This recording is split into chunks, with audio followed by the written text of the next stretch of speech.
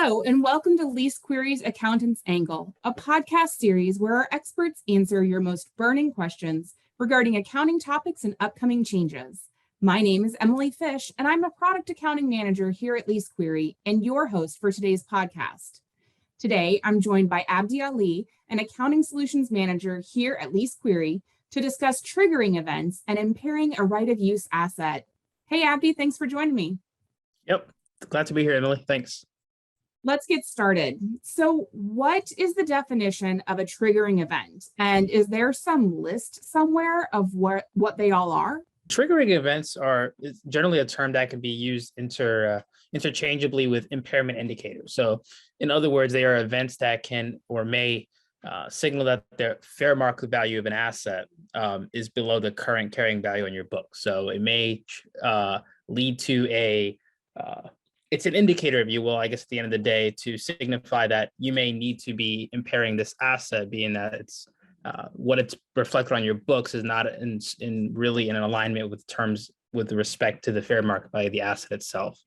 ASC 360, which discusses the impairment of long-lived assets and the guidance, pretty much that should be followed when it comes to the impairment of leased assets under ASC 842. Gives a sample of scenarios that could be considered triggering events, or in other words, impairment indicators.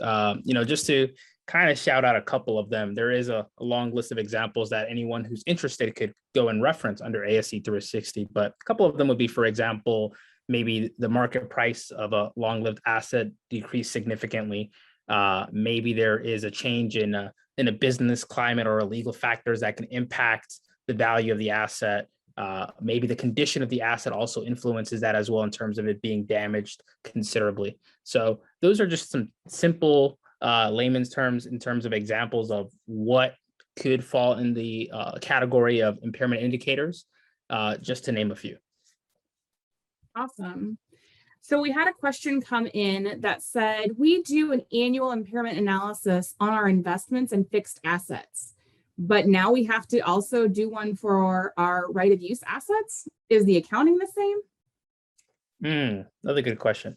So when it comes to the impairment of long-lived assets like your fixed assets, or in our case, lease assets that are capitalized, which now, by the way, include all leases that fall under the scope of ASC 842, the guidance under ASC 360 should generally be followed, which would require an impairment analysis, a test of recoverability, and if we fail that, an impairment measurement of an actual impairment loss that would be recognized.